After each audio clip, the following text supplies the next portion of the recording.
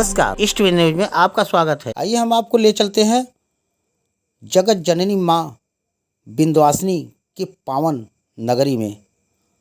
अनादिकाल से भक्तों के आस्था का केंद्र बने विंध्य पर्वत व पतित पावनी माँ भागीरथी के संगम तट पर श्री यंत्र पर विराजमान माँ विंध्यवासिनी का प्रथम दिन शैलपुत्री के रूप में पूजन व अर्चन किया जाता है। शैल का अर्थ पहाड़ होता है।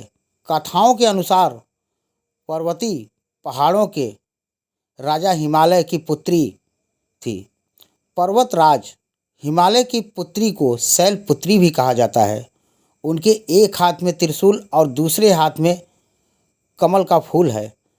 भारत के मानक समय के लिए बिंदु के रूप में स्थापित विंध्य क्षेत्र में माँ को विंध्यवासिनी अर्थात विंध्यवासिनी के नाम से भक्तों के कष्टों को दूर करने वाला माना जाता है। प्रत्येक प्राणी को सद्मार्ग पर प्रेरित करने वाली माँ शैलपुत्री सभी के लिए आराध्य हैं। घर के ईशान कोण में कलश स्थापना के साथ ही माता भक्त साधना में जुट गए। 8 दिन तक माँ दुर्गा मन वचन कर्म सहित इस शरीर में 9 द्वार से माँ सभी भक्तों की मनोकामनाओं को पूर्ण करती हैं। भक्त को जिस जिस वस्तुओं की जरूरत होती है वह सभी माता रानी प्रदान करती हैं। विद्वान आचार्य बताते हैं कि समूचे ब्रह्मांड में इससे आज के दिन साधक के मूलाधार चक्र का जागरण होता है। सिद्धपीठ में देश के कोने कोने से ही नहीं बल्कि विदेश से आने वाले भक्त माँ का दर्शन पाकर निहाल हो उठते हैं। दर्शन करने के लिए लंबी लंबी कतारों में लगे माँ का भक्त जयकारा लगाते रहते हैं। भक्तों की आस्था से प्रसन्न होकर माँ उनकी मनोकामनाओं को पूर्ण करती है। जो भी भक्त की अभिलाषा होती है माँ उसे जरूर पूरा करती हैं। माँ के धाम में पहुंचकर भक्त परम शांति की अनुभूति करते हैं। उन्हें विश्वास है कि माँ सब दुख दूर कर देंगी। नवरात्र में माँ के अलग अलग रूपों की पूजा कर भक्त सभी कष्टों से छुटकारा पाते हैं। माता के मैं पंडित अखिलेश चंद्र मिश्रा, राजन गुरु, विंध्याचल धाम। गुरु जी ये बताएं, नवरात्र का प्रथम दिन है, किस देवी की पूजा होती है, विधि क्या है, कलश स्थापना का मुहूर्त क्या है? जी, आज नवरात्र का प्रथम दिन है और यह विंध्य क्षेत्र है। विंध्य क्षेत्रम समम क्षेत्रम नास्ति ब्रह्मांड गोलके विंध्य क्षेत्रम परम दिव्यम पावनम मंगलप्रदम।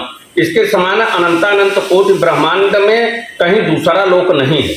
यहाँ पर मंगला आरती, भगवती माँ विंध्यवासिनी के मंगला आरती के बाद यह जो है नवरात्र प्रारंभ होता है।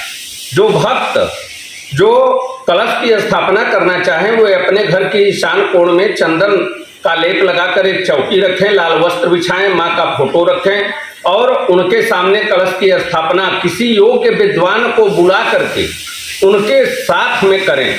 करने के बाद भगवती का आज जो भोग है वह घी का भोग लगावें। शैलपुत्री माता का जो पूजन है वह घी का भोग उनको बहुत प्रिय है।